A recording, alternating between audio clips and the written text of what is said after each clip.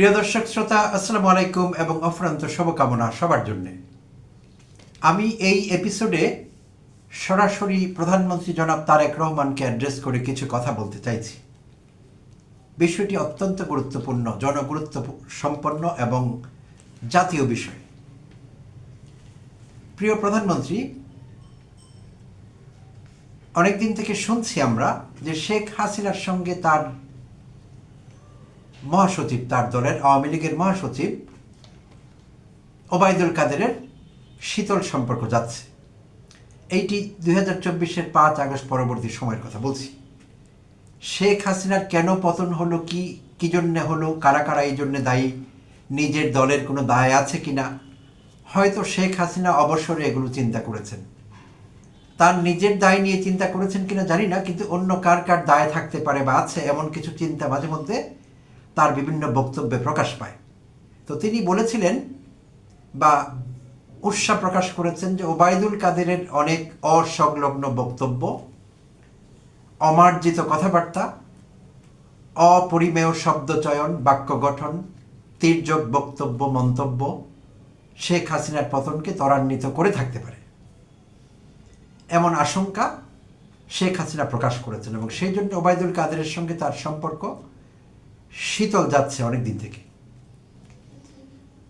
তো একই রকম একটি সিচুয়েশনে আপনিও পড়ে গিয়েছেন, আপনার দল বিএনপি পড়ে গিয়েছে। স্বরাষ্ট্রমন্ত্রী সালাউদ্দিন আহমেদ, যিনি ডিফেক্টো চিফ স্পোকসপারসন আপনার দলের, বিএনপির প্রধান মুখপাত্র বলে মনে হচ্ছে আমাদের কাছে অনেক দিন থেকেই। সেই অন্তর্বর্তীকালীন সরকারের সময় ডক্টর ইউনূসের গঠিত সেই সংস্কার কমিশনগুলো এবং সেই সংস্কার কমিশনগুলোর মনিটরিং বডি জাতীয় ঐকমত্য কমিশনে সালাউদ্দিন আহমেদ বিএনপিকে প্রতিনিধিত্ব করেছেন, এবং সেই থেকে পরবর্তীতে যত বিষয় আছে জাতীয় আন্তর্জাতিক সব কটি বিষয়ে বিএনপির পক্ষ থেকে কোনো বক্তব্য দিতে হলে, কোনো মন্তব্য আসতে হলে বেশিরভাগ ক্ষেত্রে আমরা সালাউদ্দিন আহমেদকে কথা বলতে দেখেছি। তো তাই দেশের মানুষ এটি ধরেই নিয়েছে যে সালাউদ্দিন আহমেদ বিএনপির প্রধান মুখপাত্র, চিফ স্পোকসপারসন। তো ভালো, কোনো দলের মুখপাত্র বা প্রধান মুখপাত্র কেউ থাকতেই পারেন, বাট তার সেই বক্তব্য সবসময় ঠিক যাচ্ছে না। আপাত দৃষ্টিতে মনে হতে পারে যে তিনি খুব একচোট নিচ্ছেন বিরোধী দলকে, বা যারাই বিএনপির সমালোচনা করছে, বিএনপি সরকারের জন্য কোনো ঝামেলা পাকাবার চেষ্টা করছে যৌক্তিকভাবে হলেও, সেই সব সমালোচনারও তিনি জবাব দিচ্ছেন, অনেক সময় তির্যকভাবে। আর সেই জুলাই সনদ থেকে শুরু করে গণভোট সব কিছু বিষয়ে তার তির্যক মন্তব্য এবং বক্তব্য আছে, এবং তিনি খোলাখুলি সংসদে জানিয়েছিলেন যে তিনি অ্যাক্টিং করেছেন, তিনি বাধ্য ছিলেন জুলাই সনদের সাইন করতে। এইসবের তার কোনো ইচ্ছে ছিল না, কোনো আস্থা নেই এইসব বিষয়ে। নির্বাচন যথাসময়ে যদি না হয় সেই আশঙ্কা থেকে তিনি এইসবে সাইন করেছেন। তো তিনি আসলে এই আচরণকে আমরা বলি কপট আচরণ। তিনি কপটতার আশ্রয় নিয়েছিলেন, অর্থাৎ হি ওয়াজ আ হিপোক্রিট। অন্তত সেই মুহূর্তে তিনি একজন হিপোক্রিটের ভূমিকা পালন করেছেন বা কপট লোকের ভূমিকা পালন করেছেন, যখন তিনি ঐকমত্য কমিশনে সকাল বিকাল বৈঠক করছিলেন মাসের পর মাস। সেটি তিনি খোলাসা করেছেন জাতীয় সংসদে, ত্রয়োদশ জাতীয় সংসদে। আপনি নিজে উপস্থিত ছিলেন, আপনি শুনেছেন। তো আমার ধারণা বিএনপি বিব্রত হয়েছে দল হিসেবে। আমি জানি না তারা হয়েছে কিনা, হওয়ার কথা। আপনি বিব্রত হয়েছেন এমন বক্তব্যে, কারণ আপনি নিজেও কিন্তু ত্রয়োদশ জাতীয় সংসদ নির্বাচনের আগে বাংলাদেশের মানুষের কাছে আহ্বান জানিয়েছিলেন, বিশেষভাবে বিএনপির নেতাকর্মীদের প্রতি আহ্বান জানিয়েছিলেন তারা যাতে গণভোটে অংশগ্রহণ করেন এবং তারা যাতে হ্যাঁ ভোটকে জয়যুক্ত করেন। তাহলে অনেকে বলছেন যে আপনিও সেই কপটতার অংশ, অর্থাৎ আপনাকেও কপট বলছে অনেক লোক। এটা আমার বক্তব্য না, নিরপেক্ষ বিশ্লেষণে আসলে এমনটি দাঁড়ায়, এবং লোকেরা অনেকেই এই কথাই বলছেন যে আপনাদের একটি মাস্টার প্ল্যান আগে থেকেই। তো যাই হোক, সেই সব তো এখন আর আলাপ করে লাভ নাই, অনেক আলাপ হচ্ছে। এখন মূল কথা হলো, গতকাল নিকট অতীতের কিছু বিষয় নিয়ে কথা বলি। গতকাল মঙ্গলবার জাতীয় সংসদে জনাব সালাউদ্দিন আহমেদ ইসলামী ব্যাংক নিয়ে কিছু বক্তব্য দিয়েছেন। সেখানে তিনি কিছু অসত্য তথ্য দিয়েছেন, যেগুলোর সঙ্গে বাস্তবের কোনো মিল নেই। তো আমরা এতদিন জানতাম যে সালাউদ্দিন আহমেদ সংবিধান বিশেষজ্ঞ, সংবিধান তিনি খুব ভালো করে পড়েছেন, আমাদের এমনটি ধারণা ছিল, কারণ তিনি কথায় কথায় সংবিধানকে রিফার করতেন, সংবিধানের বিভিন্ন অনুচ্ছেদ, তফসিল এইসব নিয়ে কথা বলতেন যে কোনো সময়। তো ভালো, সংবিধান বিশেষজ্ঞ হওয়া ভালো, কিন্তু অন্যান্য সব বিষয়ে বক্তব্য দিতে গেলেও কিন্তু লেখাপড়া করবার দরকার আছে, তথ্যপাত্য সংগ্রহ করবার দরকার আছে। তো তিনি গতকাল সেটি করেননি, তার হোমওয়ার্ক ছিল না, ফলে তিনি ধরা খেয়েছেন। তো আপনার দলের প্রধান মুখপাত্র, যিনি কিনা এখন স্বরাষ্ট্রমন্ত্রী, গুরুত্বপূর্ণ একটি মন্ত্রণালয় সামলাচ্ছেন, তো তিনি এরকম অসত্য কিংবা অপূর্ণাঙ্গ কিংবা ভুল তথ্য দিবেন সংসদে, ভয়ঙ্কর কথা। আর এমন একটি বিষয় নিয়ে যেটি এই মুহূর্তে টক অফ দ্য কান্ট্রি, ফলে তার গতকালকের এই বক্তব্য কিন্তু বাংলাদেশের কোটি কোটি মানুষ শুনেছেন। তো তিনি তার অনেক কিছু বলেছিলেন তিনি ইসলামী ব্যাংক সম্পর্কে, জামায়াত ইসলামকে জড়িয়ে, এবং তিনি বলেছিলেন যে জামায়াত ইসলামের ব্যাংক পুনর্দখল হয়ে যাচ্ছে কিংবা তারা ব্যাংকের দখল হারাতে যাচ্ছে, তাদের এই মর্মবেদনা নাকি তিনি বুঝেন। এখানেও তিনি একটি বড় রকমের মিস্টেক করেছেন, ব্লান্ডার করেছেন, হোম মিনিস্টেরিয়াল ব্লান্ডার বলবো আমি এটিকে। তো তিনি বলেছেন এই যাতনা নাকি তিনি বুঝেন, ব্যাংক হারাবার যাতনা। বিএনপি কোন ব্যাংকটি হারিয়েছিল, কার কাছে? বিএনপির কোন ব্যাংকটি কে দখল করে নিয়েছিল, যে সালাউদ্দিন আহমেদ ব্যাংক হারানোর কিংবা ব্যাংক পুনর্দখল হয়ে যাবার যাতনা তিনি বুঝতে পারেন? তার এই বক্তব্য ঠিক বুঝতে পারেনি। আপনার দলের আসলে কোনো মুরুদ হয়নি কখনোই, বিএনপির কখনো মুরুদ হয়নি কোনো ভালো প্রতিষ্ঠান গড়ার। পক্ষান্তরে জামায়াত ইসলাম কিন্তু অনেক প্রতিষ্ঠান গড়েছে, আর সেটি আপনার দলের অনেকের অন্তর্দাহের কারণ হচ্ছে। তারা অনেকে এই সংসদেই দাঁড়িয়ে বলেছেন যে জামায়াতের এই আছে সেই আছে, থাকবেই তো, কারণ তারা যোগ্য। তারা অত্যন্ত পরিকল্পিত উপায়ে এগুচ্ছে, পরিকল্পিত উপায়ে সব সিদ্ধান্ত নিচ্ছে এবং দলের ইনকাম বাড়াবার ব্যবস্থা করেছে।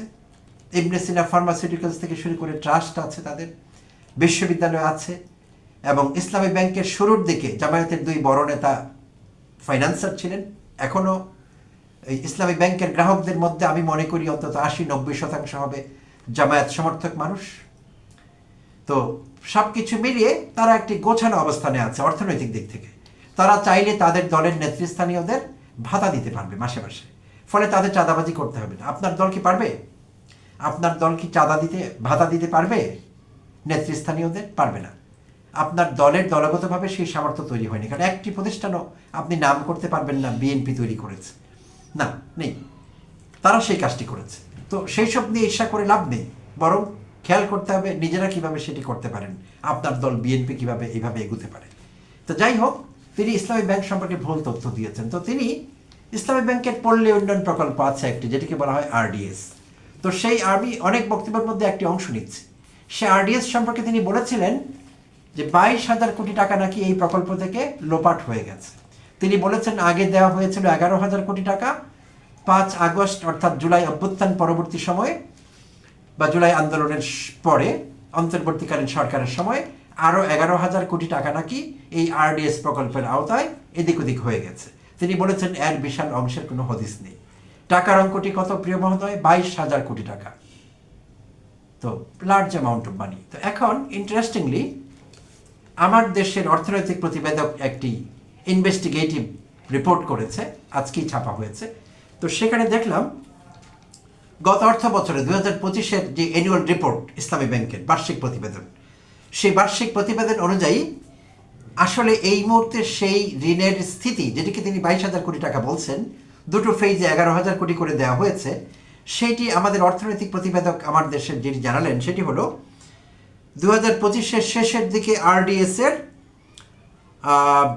ঋণ স্থিতি এসে দাঁড়িয়েছে 6,789 কোটি টাকা। প্রিয় মহোদয়, প্রিয় প্রধানমন্ত্রী তারেক রহমান, 22,000 কোটি টাকা হয়ে গেল এখন 6,789 কোটি টাকা। একবার ভেবে দেখুন একটি ফ্যাকচুয়াল ভুল কত বড় হতে পারে। এটি ভুল কিনা আমি জানি না, তো তিনি আন্দাজে কথা বলবেন কেন, তার মতো পজিশনে থেকে বলা যায় না এমন কথা। হয় তিনি ইচ্ছে করে এটি করেছেন, তথ্য বিকৃতি ঘটিয়েছেন, না হলে এটি তার অজ্ঞতা। তাকে কোনো একটি দায় নিতে হবে। তাহলে আমরা তাকে কি ভাববো, অজ্ঞ নাকি ধান্দাবাজ? আপনি বলে দেবেন কি বলা উচিত আমাদের। আচ্ছা, তো যাই হোক, এখন আরও জানা গেল তথ্য, গত বছরের শেষে এই খাতের যে ঋণ 6,900,789 কোটি টাকার কথা বলছিলাম, 2025-এর শেষে সেই ঋণ আদায়ের হার ছিল শতাংশের বিচারে 97.50% ঋণ আদায় হয়েছে 2025-এর শেষের দিকে। 2024-এ সেই ঋণ আদায়ের হার ছিল 98.49%। তাই এর একটি বড় অঙ্কের টাকা লোপাট হয়েছে, হদিস নেই, ঠিক মিলছে না বেটে বলে। ভয়ঙ্কর তথ্য বিকৃতি। অন্য কেউ বললে হয়তো হতো, স্বরাষ্ট্রমন্ত্রী, আবার যিনি কিনা সংবিধান বিশেষজ্ঞ, বই পুস্তক নিয়ে ঢোকেন সংসদে, ঠিক মানায়নি। তো এটি কোনো ভালো কথা না। তার মানে ভবিষ্যতে তিনি গুরুত্বপূর্ণ কোনো বিষয়ে তথ্য দিলেও তাকে আর আমরা আমলে নেব না, নেবার কোনো কারণ দেখি না। কারণ এমন একটি বিষয় ইসলামী ব্যাংক, এখন এটি একটি অত্যন্ত হিটেড ডিবেট চলছে এটি নিয়ে। এই বিষয়ে কোনো পড়াশোনা ছাড়া তিনি বক্তব্য কিভাবে দিয়েছেন। আরও অনেক কথাই বলেছেন যেগুলোর তিনি দায় নিতে পারবেন না, হাস্যকর। যাই হোক, তিনি সম্প্রতি আরেকটি ভয়ঙ্কর বক্তব্য দিয়েছেন, যেটি দেশের মানুষ এখন মনে করছে, গত 2রা জুন মঙ্গলবার ছিল, নিশ্চয়ই আপনারও জানা আছে। বাংলাদেশের অনেক মানুষ এখন মনে করছেন যে সালাউদ্দিন আহমেদ কি ভারতের মন্ত্রী, তাকে ভারতের মন্ত্রী বলে অনেক আখ্যা দিচ্ছেন। প্রিয় মহোদয়, তিনি 2রা জুন বলেছিলেন সচিবালয়ে, সাংবাদিকরা তাকে জিজ্ঞেস করছিলেন যে বিজিবি এবং বিএসএফ মহাপরিচালক পর্যায়ে যে বৈঠক হবে এই বিষয়ে সাংবাদিকরা জানতে চাচ্ছিলেন, এবং ভারতের যে পুশিন করবার অপচেষ্টা সেই বিষয়ে সাংবাদিকরা জানতে চাইছিলেন। তখন তিনি বর্ডার কিলিংকে রিডিফাইন করলেন, অর্থাৎ বর্ডার কিলিংয়ের সংজ্ঞা পাল্টে দিলেন। আপনার যোগাযোগ এবং সেতু মন্ত্রী রবিউল সাহেব, তিনি চাঁদাবাজির সংজ্ঞা পাল্টে দিয়েছিলেন একবার, যে কোনো জোর জুলুম নিয়ে আপোষে দেয়, এটি চাঁদা না। আচ্ছা, তো যাই হোক, এখন স্বরাষ্ট্রমন্ত্রী পাল্টে দিলেন বর্ডার কিলিংয়ের সংজ্ঞা। তিনি বললেন যে বাংলাদেশের সীমান্তে ঢুকে কিংবা শূন্য রেখা অতিক্রম করে ভারতীয় বাহিনী যদি আমাদের কোনো মানুষকে, আমাদের বাংলাদেশের নাগরিককে হত্যা করে, সেইটি বর্ডার কিলিং, এর বাইরে আর কিছু নাকি বর্ডার কিলিং না। সেই মনহিম, প্রিয় মহোদয়, লজ্জা, এটি পুরো জাতির লজ্জা। আন্তর্জাতিক মানবাধিকার আইনও তার এই কথা মানছে না। এবং ভারত আজ পর্যন্ত যত সীমান্তে হত্যা ঘটিয়েছে, বর্ডার কিলিং বলি আমরা যেটিকে, সেইটি নিয়ে ভারতও কোনোদিন বলেনি যে এগুলো সীমান্ত হত্যা না।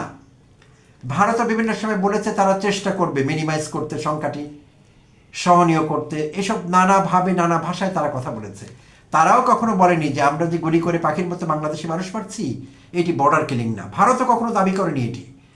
আপনার স্বরাষ্ট্রমন্ত্রী সালাউদ্দিন আহমেদ, বাংলাদেশের মন্ত্রী, দাবি করছেন যে ভারত আমাদের শত শত বাংলাদেশি নাগরিককে মেরেছে গত কয়েক বছরে, সেগুলো নাকি বর্ডার কিলিং না। এবং তিনি বললেন যে বর্ডার কিলিং সম্পর্কে সাংবাদিকেরা যদি জানেন ভালো করে তাহলে তিনি খুশি হবেন। তিনি বর্ডার কিলিংয়ের সংজ্ঞা পাল্টে ফেললেন। আন্তর্জাতিক মানবাধিকার আইন তার এই সংজ্ঞা ছুঁড়ে ফেলে দেয়, প্রত্যাখ্যান করে। যত মানবাধিকার সংস্থা আছে আজ পর্যন্ত, অ্যামনেস্টি ইন্টারন্যাশনাল থেকে শুরু করে হিউম্যান রাইটস ওয়াচ, এমনকি ভারতের ন্যাশনাল হিউম্যান রাইটস কমিশন, যেটিকে NHRC বলা হয়, সেই ন্যাশনাল হিউম্যান রাইটস কমিশনও বিভিন্ন সময়ে সীমান্তরক্ষী বাহিনীকে, ভারতের বিএসএফকে তিরস্কার করেছে। তারা যখন গুলি করে বাংলাদেশি নাগরিকদের হত্যা করেছে, তারা যখন ফেলানিকে হত্যা করেছিল 2011-র 7 জানুয়ারি কুড়িগ্রামের ফুলবাড়ি এলাকায়, ফুলবাড়ি সীমান্তে 15 বছর বয়সী ফেলানিকে হত্যা করে কাঁটাতারে ঝুলিয়ে রেখেছিল, সারা বিশ্ব দেখেছে। সেই দৃশ্য আমরা এখনো ভুলিনি। তা আপনার স্বরাষ্ট্রমন্ত্রী আমাদের বোঝাবার চেষ্টা করছে কোনটি বর্ডার কিলিং, কোনটি বর্ডার কিলিং না। এটি ভয়ঙ্কর আত্মঘাতী হয়েছে আপনার দলের জন্য, বিএনপির জন্য, আপনার সরকারের জন্য। তো আপনাকে আমি আবার মনে করিয়ে দিতে চাই শেখ হাসিনা এবং তার মহাসচিব কিংবা সাধারণ সম্পাদক ওবায়দুল কাদেরের কথা। ওবায়দুল কাদেরকে শেখ হাসিনা এখন আর পছন্দ করছেন না, কারণ তিনি ভাবছেন ওবায়দুল কাদেরের অনেক বেফাস মন্তব্য তার পতন ত্বরান্বিত করেছিল। সো আপনার টার্মটি নিয়েও, আপনার টেনিয়ার নিয়েও আমার ভয় হয়। সালাউদ্দিন আহমেদ, আমার এখন মনে হচ্ছে কথা যত কম বলবেন তত আপনার দলের জন্য ভালো। আর দয়া করে তাকে বলবেন তার জায়গাটিতে থাকতে, সব বিষয়ে তার কথা বলার দরকার নেই, এটি তার এরিয়ায় পড়ে না। তিনি গতকালও বলছিলেন যে তিনি ড্রাফটিংয়ে হাত দিয়েছেন, কি নিয়ে? সাইবার সুরক্ষা আইনের ড্রাফটিং করছেন তিনি কে ড্রাফটিং করবার এই বিষয়ে কথা বলবেন আইনমন্ত্রী। ড্রাফটিং করতে হলে তাকে করতে হবে, আইন মন্ত্রণালয়কে করতে হবে। আইসিটিকে এখানে যুক্ত করা যেতে পারে, আইসিটি মন্ত্রণালয়কে। এটা স্বরাষ্ট্রমন্ত্রীর কাজ না এই বিষয়ে ড্রাফটিং করা। তিনি বলেছেন তিনি ড্রাফটিং করছেন, সব কাজ তাকে কেন করতে হবে? যদি তাই হয়, আপনি যদি আপনার দলের বাকি সব মন্ত্রী সবাইকে অযোগ্য মনে করেন, তাহলে দেশের টাকা বাঁচান, ওদেরকে ছাঁটাই করুন। একজনই মন্ত্রী আপনার দরকার, সালাউদ্দিন আহমেদ, তিনিই সব কাজ করে দেবেন। বাট সময় এসেছে তার লাগাম টানবার। না হলে কিন্তু আপনাকেও কখনো, যদিও সেই সিচুয়েশন হোক আমরা চাই না, কখনো আপনাকে আফসোস করা লাগতে পারে যে অনেক মানুষ যাদেরকে আমি তখন ভালো মনে করিনি, তারা আমাকে সতর্ক করেছিলেন সালাউদ্দিন আহমেদ সম্পর্কে, আমি তার উপর খুব আস্থা রেখেছিলাম, আমার হিতে বিপরীত হয়েছে। এমন বোধোদয় যাতে কখনো আপনার না হয়, আমরা সেটি চাই। প্রিয় দর্শক শ্রোতা, অনেক অনেক ধন্যবাদ জানবেন সঙ্গে থাকবার জন্য। এবং প্রিয় মহোদয় প্রধানমন্ত্রী জনাব তারেক রহমান, আপনাকেও ধন্যবাদ আমাকে শুনবার জন্য। অ্যাটলিস্ট আমি প্রিটেন্ড করছি যে আপনি আমাকে শুনছেন।